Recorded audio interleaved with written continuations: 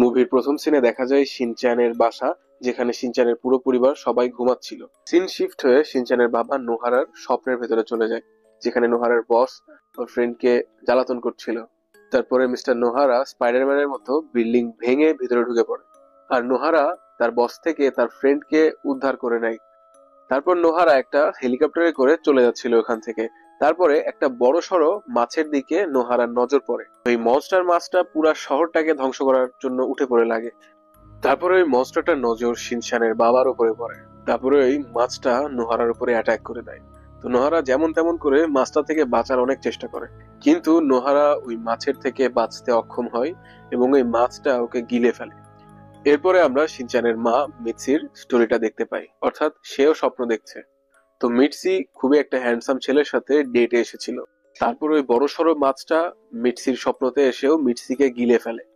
আর এই স্বপ্নগুলো দেখার কারণে মিটসি এবং মিস্টার নোহারা তাদের স্বপ্নের ভেতরে ভয় পাওয়া শুরু করে। আর এই সেম স্বপ্ন ওই শহরের সবাই একসাথে দেখা শুরু করেছিল। আর এদিকে শিনচানও স্বপ্ন দেখছিল যে ওর ফেভারিট সিস্টার নেনাকো দিদির সাথে পিকনিকে এসেছিল। তারপরে ওই মাছটা শিনচানের স্বপ্নের ভেতরে ঢুকে শিনচানকে গিলে ফেলে। আর ওই মাছটার ভেতরে যাওয়ার পরে শিনচান একটা অদ্ভুত দুনিয়াতে প্রবেশ করে ফেলে, যেখানে মোটামুটি শহরের সবাই ছিল। তারপরে আমাদের নজর একটা লোক এবং একটা বাচ্চার উপরে পড়ে। ওই লোক এবং ওই বাচ্চাটা সবার দিকে তাকিয়েছিল, কিন্তু কারোরই মনে হচ্ছিল না যে এটা কোনো স্বপ্ন।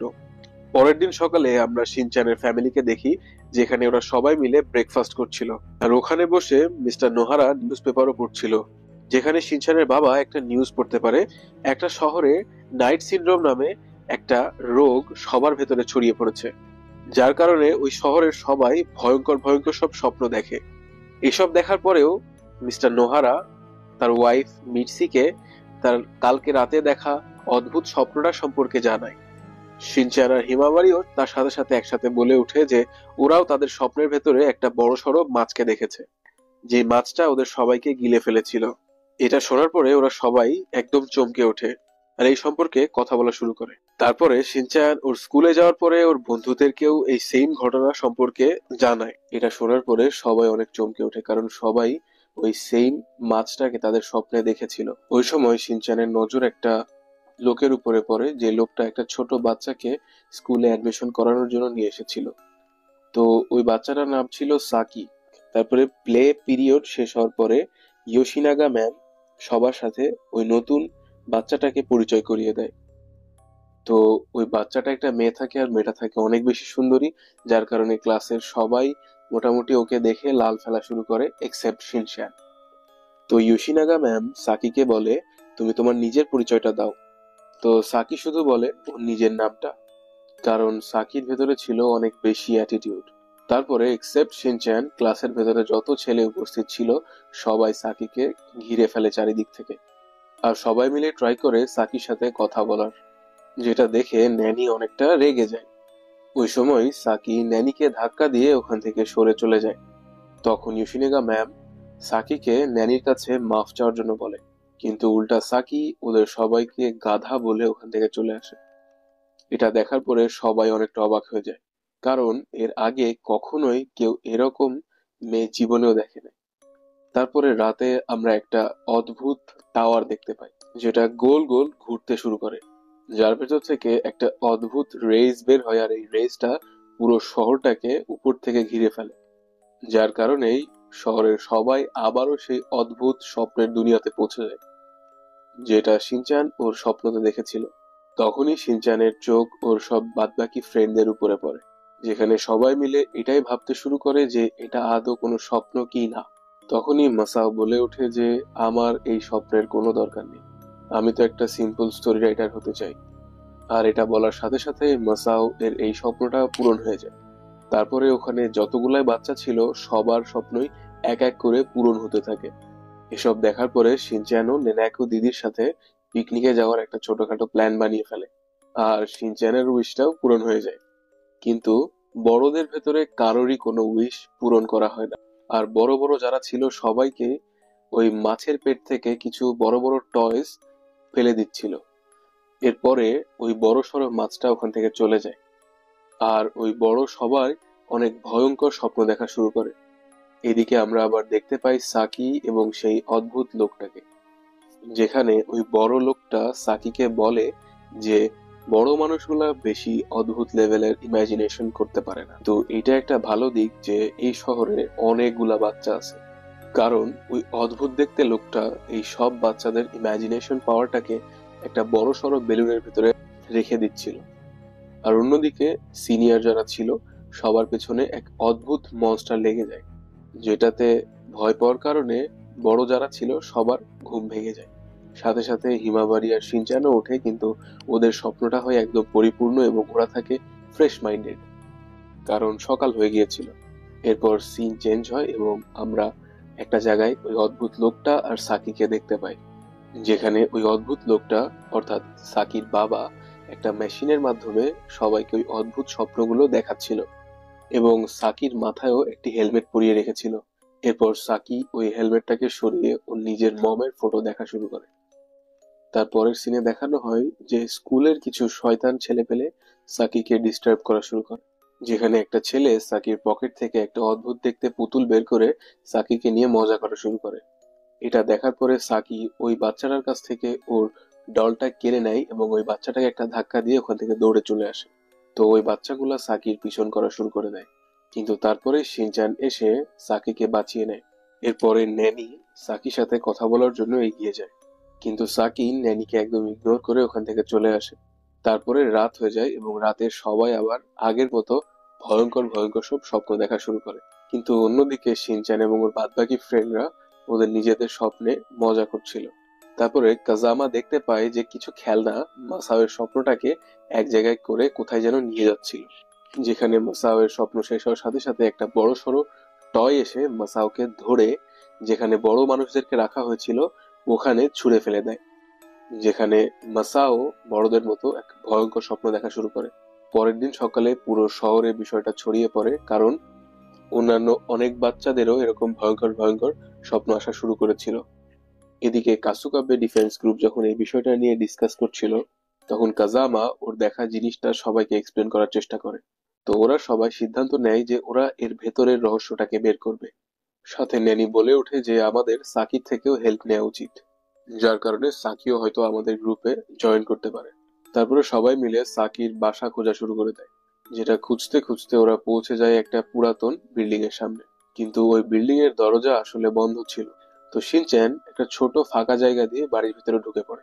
তারপরে সাকি ওখানে চলে আসে হঠাৎ করে এবং শিনচ্যানকে মারার জন্য শিনচ্যানের পেছনেই লেগে যায়, কারণ সাকি মনে করেছিল যে শিনচ্যান হয়তো কোনো চোর। তখনই ন্যানি চলে আসে এবং সাকিকে থামিয়ে দেয়। তারপরে ওরা সবাই মিলে ওখানে বসে গল্প করা শুরু করে দেয়, যেখানে ন্যানি সাকিকে কাসুকাবে ডিফেন্স গ্রুপ জয়েন করার কথা বলে, যেন ওরা সবাই মিলে এই ড্রিমিং ওয়ার্ল্ডের রহস্যটাকে সলভ করতে পারে। তো সাকি বলে যে আমি তোমাদের গ্রুপের মেম্বার হতে রাজি আছি, কিন্তু তোমাদেরকে প্রমিস করতে হবে যে তোমরা আমাকে হেট করবে না। এটা শোনার পরে ওরা সবাই এটার জন্য মেনে যায়, আর ওকে প্রমিসও করে দেয় যে ওরা রেগে যাবে না। রাতের বেলা আবারও সেই অদ্ভুত অদ্ভুত স্বপ্ন সবাই দেখা শুরু করে, যেখানে বড় মানুষরা ওই দুনিয়াতে সব অদ্ভুত অদ্ভুত স্বপ্ন দেখা শুরু করে আবারও, আর বাচ্চারা সবাই আবারও স্বপ্নের দুনিয়াতে মজা নেওয়া শুরু করে।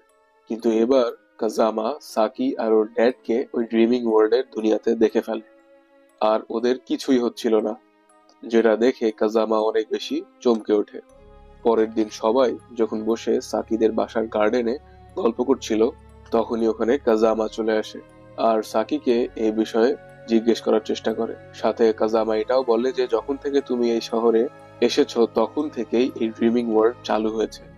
এটা শুনে ন্যানি কাজামার উপরে অনেক বেশি রেগে যায়, কারণ ন্যানি মনে করেছিল সাকি কখনো এরকম করতে পারে না। সাথে শিনচানও ন্যানিকে সাহায্য করে। এসব শুনে সাকি গিল্টি ফিল করা শুরু করে। তো ও রাতে শোয়ার সময় ওই হেলমেটটাও পরে না, যার কারণে ও শোয়ার সময় অনেক ভয়ঙ্কর স্বপ্ন দেখা শুরু করে, কারণ ওই হেলমেট আর ওর ড্যাডের বানানো এই মেশিনটার কারণে ওর নাইটমেয়ার গুলা সব শেষ হয়ে যেত। আর এদিকে সাকির ড্যাড মেশিন থেকে দেখতে পায় যে সাকি হেলমেট পরেনি, আর সাকি দেখা শুরু করেছে ভয়ঙ্কর ভয়ঙ্কর সব স্বপ্ন, যার কারণে ওর ড্যাড ওকে বকা দিয়ে আবার হেলমেটটা পরিয়ে দেয়।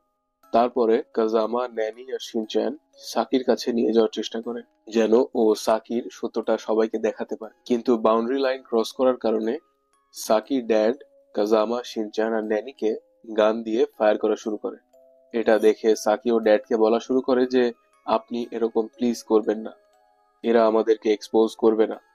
এটা শুনে ন্যানি আর শিনচ্যান অনেক বেশি চমকে যায়, আর এটা বুঝে যায় যে এই সব কিছুর মূল আসলে সাকি এবং ওর বাবা।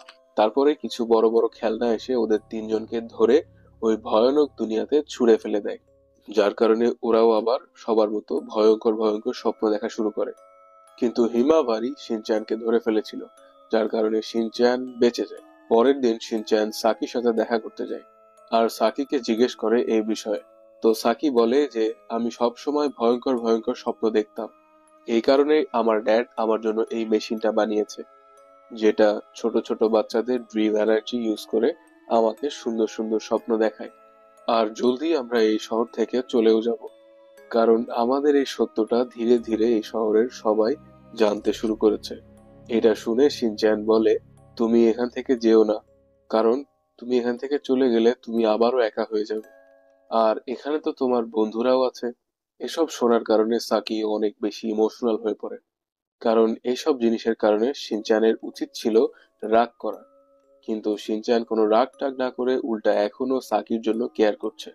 তো শিনচ্যান সাকিকে এভাবে কান্নাকাটি করতে দেখে ও নিজের বাসায় নিয়ে চলে আসে সাকিকে, আর সাকিকে বলা শুরু করে যে আমরা তোমাকে ওইসব ভয়ঙ্কর স্বপ্ন থেকে একদম চিরতরে মুক্ত করে দিব।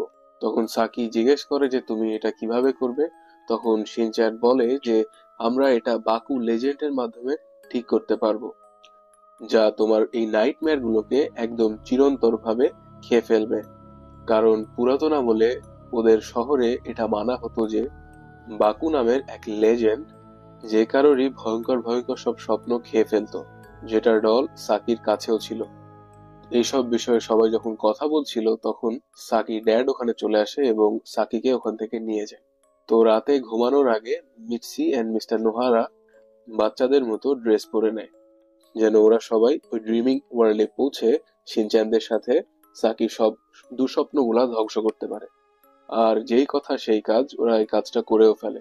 ওরা সবাই ঘুমানোর পরে বাচ্চাদের দুনিয়াতে পৌঁছে যায়, আর সবাই মিলে শিনচ্যান, হিমাবারি, শিরো সাকির কাছে যাওয়ার চেষ্টা করে, কিন্তু সাকির ড্যাড ওর ডলের সাহায্যে ওদেরকে এটা করা থেকে বিরত রাখছিল। কারণ সাকির ড্যাড মনে করেছিল যে বাকু লেজেন্ড বলতে আসলে কিছুই নেই, আর এগুলা শুধুমাত্র মানুষের ভুল ধারণা। তখনই হিমাবারি আর শিরো অনেক বড় হয়ে যায় এবং ওই ডলগুলাকে ধরে ধরে আছাড় মারা শুরু করে।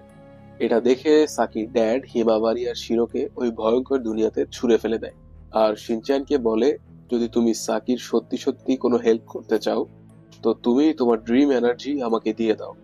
এটা শুনে শিনচ্যান কোনো কিছু ভাবাভাবি বাদ দিয়ে ও নিজের ড্রিম এনার্জিটা ওদের দিকে ছুঁড়ে মারে, আর সাকিকে নিয়ে ওই ভয়ানক দুনিয়াতে চলে যায়।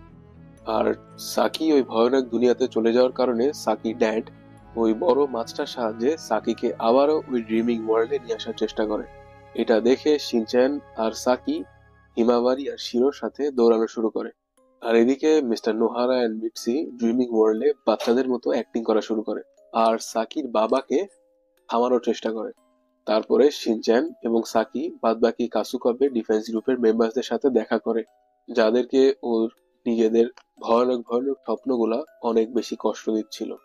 তো হিমাবারি আর শিনচ্যান মিলে ওদের ভয়ঙ্কর স্বপ্নটাকে একদম ভেঙে চুরে চুরমার করে দেয়, কারণ ওরা কোনো কিছু দেখেই ভয় পাইতো না।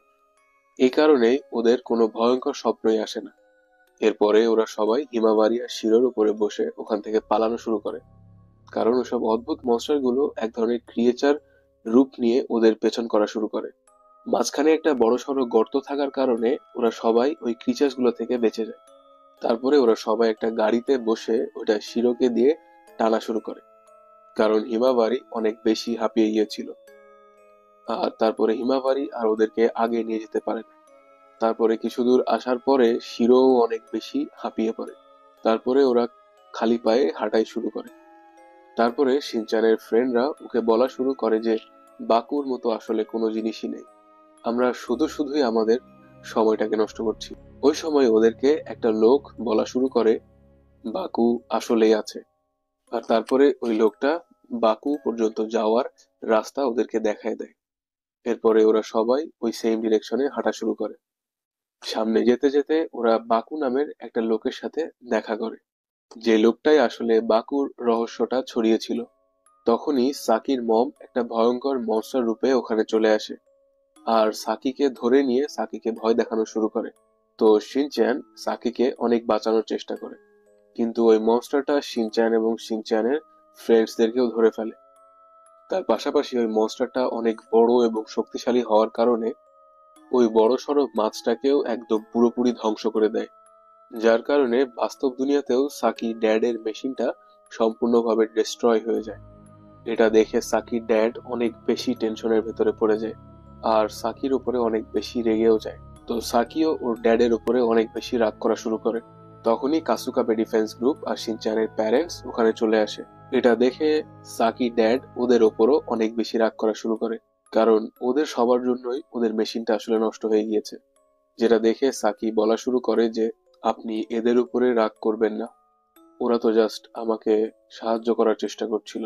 এরপরে কাসুকাবে ডিফেন্স গ্রুপ সাকির ড্যাডকে বলে আমরা সবাই সাকির হেল্প করব আর ওর সব ভয়ঙ্কর স্বপ্নটাকে সারা জীবনের জন্য শেষ করে দিব। এটার জন্য আপনি জাস্ট আমাদেরকে একটা সুযোগ দেন। সাকির ড্যাড প্রথমে তো রাজি হয় না, কিন্তু কাসুকাবে ডিফেন্স গ্রুপের স্পেশাল আই পাওয়ারের কারণে পরে রাজি ঠিকই হয়ে যায়। তারপরে ওরা সবাই সাকির গার্ডেনে বালিশ টালিশ পেরে নিয়ে খুব শান্তি করে ঘুমিয়ে পড়ে। এইদিকে শিনচানের বাবা মা সাকির প্যারেন্টসকে জিজ্ঞেস করে যে সাকি ওর মমকে নিয়ে কেন এত নাইটমেয়ার্স দেখে। তো সাকির বাবা বলে যে কিছু বছর আগে আমি এবং আমার ওয়াইফ একটা মেশিনের উপরে কাজ করছিলাম, কিন্তু ওই মেশিনটা ওভারলোড হওয়ার কারণে অলমোস্ট ব্লাস্ট হতেই যাচ্ছিল। কিন্তু ওই মেশিনওয়ালা রুমের ভেতরে হঠাৎ করে সাকি চলে আসে। তো সাকির মম সাকিকে বাঁচানোর জন্য ওকে শক্ত করে ধরে ফেলে, কিন্তু এসব কারণে সাকির মম সাকির সামনেই মারা যায়। আর এই শকটার কারণে সাকি এখন পর্যন্ত ভয়ঙ্কর ভয়ঙ্কর সব স্বপ্ন দেখে। তার পাশাপাশি সাকি এটাও মনে করে যে সাকির মম সাকিকে অনেক বেশি হেট করে। এটা শুনে শিনচানের প্যারেন্টস অনেক বেশি অবাক হয়ে যায়। এদিকে সাকি ঘুমিয়ে যাওয়ার পরে সাকির মম একটা বড় সড়ো মনস্টার হয়ে সাকিকে আবারও ডিস্টার্ব করা শুরু করে। তখনই কাসুকাবে ডিফেন্স গ্রুপ ওখানে চলে আসে আর সাকিকে প্রাণপণ চেষ্টা করে ওখান থেকে বাঁচানোর চেষ্টা করে, যেখানে শিনচানই একমাত্র সাকির মমকে দেখে ভয় পায় না, যার কারণে শিনচান নিজেই বাকু লেজেন্ডে পরিণত হয়ে যায় আর আস্তে আস্তে করে ওই মনস্টারটাকে গিলে ফেলা শুরু করে। এটা দেখে শিনচানের বাদবাকি ফ্রেন্ডসরাও ওদের ভয়কে কন্ট্রোল করে ফেলে এবং নিজেরাও বিভিন্ন ধরনের ক্রিয়েচারের রূপ নেয় এবং ওই মনস্টারটাকে আস্তে আস্তে ধ্বংস করা শুরু করে। এরপরে শিনচ্যান ওই মনস্টারের মুখটাকে খাওয়া শুরু করে, কিন্তু ওই মনস্টার শিনচ্যানকে থামিয়ে ফেলে। কিন্তু তারপরে ওখানে একটা অ্যাস্ট্রয়েড হয়ে ওই মনস্টারের উপরে পড়ে যায়, যার কারণে ওখানে বিশাল বড় একটা ধমাকা হয়। এইদিকে মিটসি সব বাচ্চাদেরকে নিজেদের স্বপ্নে ভয় পেতে দেখে ওদের সবাইকে সাহায্য করার জন্য নিজেও ঘুমিয়ে পড়ে। ওইদিকে মনস্টারটা সাকির ছোট রূপে এসে সাকিকে ভয় দেখানোর চেষ্টা করে, যেই সময়টাতে আসলে সাকির মম মারা গিয়েছিল, যেটা দেখে সাকি অনেক বেশি ভয় পেয়ে যায়। আর তখনই মিটসি ওখানে পৌঁছে যায় আর সাকিকে বলে যে কোনো মমই তার বাচ্চাকে কখনোই হেট করতে পারে না এবং করেও না, তোমরা বাচ্চারাই আসলে আমাদের বেঁচে থাকার মূল উদ্দেশ্য। এই সব কিছু শুনে সাকি মিটসির ভেতরে ওর নিজের মমকে দেখা শুরু করে আর ও অনেক শক্ত করে মিটসিকে হাগ করে ফেলে। আর এইসব জিনিসের কারণে সাকির ভয়টা একদম সম্পূর্ণভাবে মিলিয়ে যায়। তার সাথে সাথে ওই মনস্টারটাও সারা জীবনের জন্য ভ্যানিশ হয়ে যায়, যার কারণে আবারও একবার কাসুকাবে ডিফেন্স গ্রুপের জিত হয়। আগে আমরা দেখতে পাই যে সাকি অন্য আরেকটা স্কুলে অ্যাডমিশন নিয়ে নিয়েছে আর ওর ড্যাডের সাথে অন্য আরেকটা শহরে হ্যাপিলি থাকা শুরু করেছে, কিন্তু ও কখনোই কাসুকাবে ডিফেন্স গ্রুপ থেকে নিজেকে বাইরে মনে করেনি। ও সবসময় ওদেরকে একটা লেটার লিখতো, যার কারণে সাকি ফরএভার কাসুকাবে ডিফেন্স গ্রুপের একজন মেম্বার থেকে যায়। আর এটার মাধ্যমে আমাদের মুভিটা এখানেই শেষ হয়। তো এই ভিডিওটা ভালো লাগলে অবশ্যই লাইক করবেন, চ্যানেলে যদি নতুন হন সাবস্ক্রাইব করবেন আর কমেন্টে জানাতে ভুলবেন না নেক্সট আপনি কিসের ভিডিও দেখতে চাচ্ছেন। দেখা হচ্ছে নতুন আরেকটা ভিডিওতে, তার আগ পর্যন্ত আল্লাহ হাফেজ।